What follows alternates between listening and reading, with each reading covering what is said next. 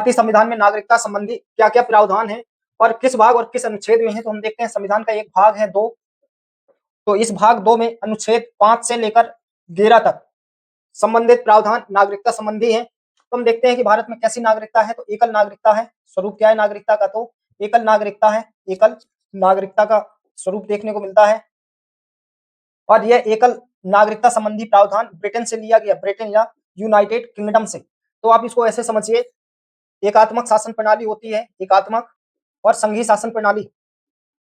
तो एकात्मक शासन प्रणाली में प्रायः यह प्रावधान होता है कि एकल नागरिकता होगी, एकल नागरिकता होगी, और संघीय शासन प्रणाली में दोहरी नागरिकता देखने को मिलती है, दोहरी। जैसे कि अमेरिका है, क्या है अमेरिका में संघीय शासन प्रणाली, तो यहाँ पर जो लोगों की नागरिकता होगी तो वो दोहरी होगी। एक तो राज्य की नागरिकता होगी, राज्यों की, और दूसरी होगी संघ की नागरिकता। लेकिन भारत में हमने एकल नागरिकता को अपनाया है और ये प्रावधान ब्रिटेन से लिया गया है। और नागरिकता संबंधी कानून बनाने की जो शक्ति है वो संसद को दी हुई है। किसको दी हुई है, तो संसद को दी हुई है।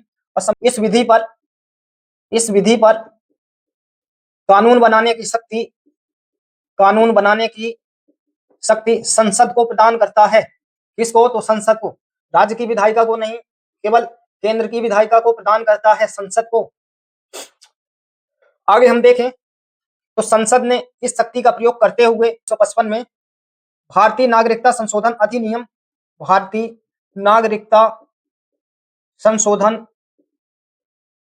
अधिनियम 1955 पारित किया था। 1955 संविधान के भाग 2 में अनुच्छेद 5 से लेकर 11 तक किया गया है। और भारत में नागरिकता का स्वरूप क्या है, तो एकल नागरिकता है। और एकल नागरिकता का प्रावधान हमने यूनाइटेड किंगडम ब्रिटेन से लिया है।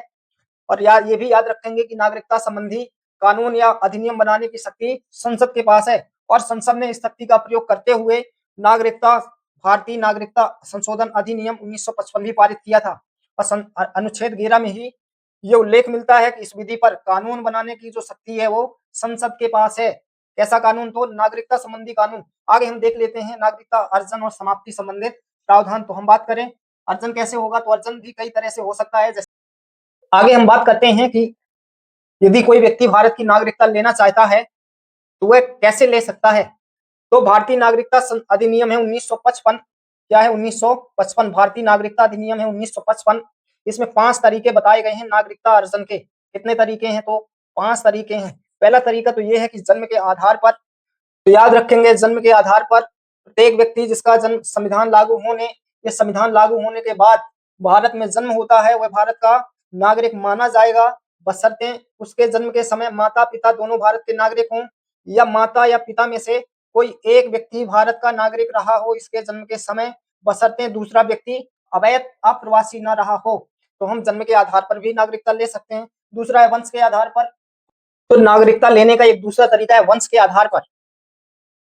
तो भारतीय नागरिकता अधिनियम 1955 में नागरिकता संबंधी 5 नियम बताए गए हैं, जिनमें दूसरा है वंश के आधार पर। तो कोई व्यक्ति वंश के आधार पर कैसे नागरिकता ले सकता है, तो उसके लिए भी प्रावधान है।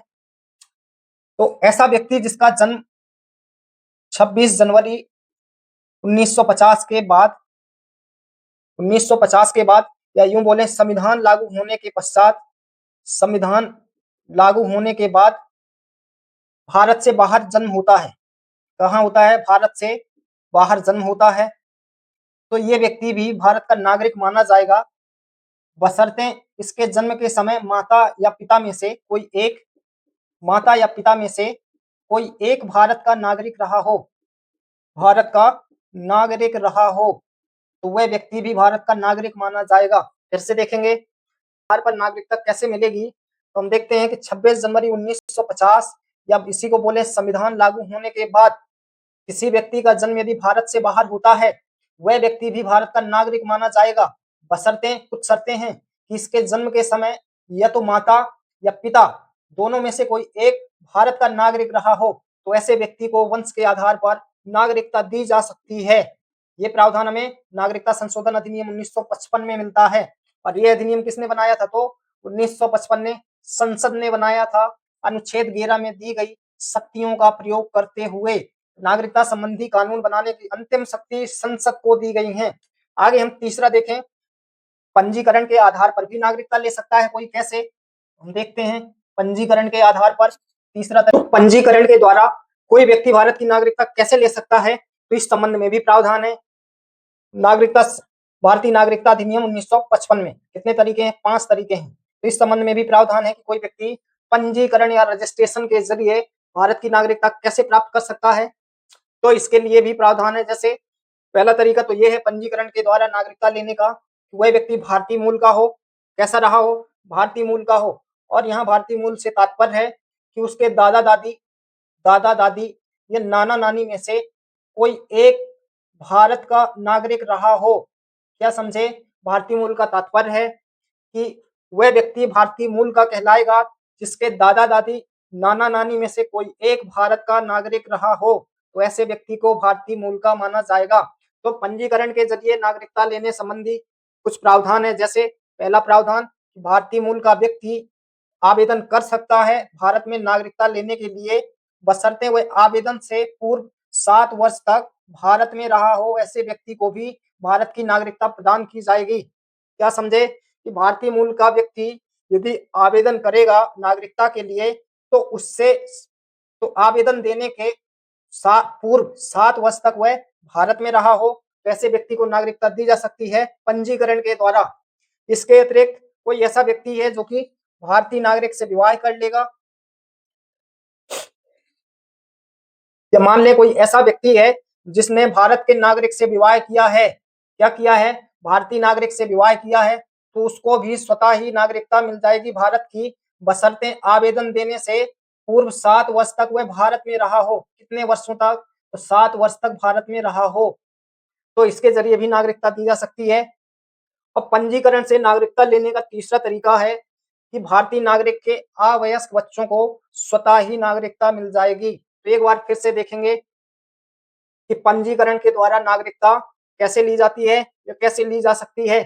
तो कोई व्यक्ति भारतीय मूल का हो, भारतीय मूल से तात्पर्य है कि उसके दादा दादी नाना नानी में से कोई एक पहले भारत के नागरिक रहे हों, तो भारतीय मूल का व्यक्ति पंजीकरण के द्वारा आवेदन दे सकता है कि मुझे भारत का या भारत की नागरिकता चाहिए।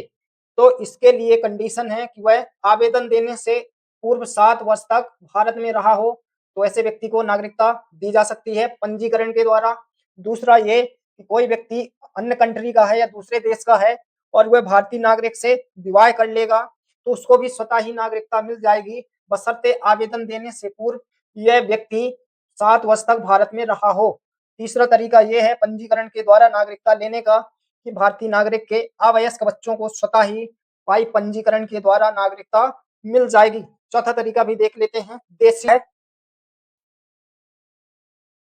अन्य भूभाग के अर्जन से, अन्य भूभाग के अर्जन से,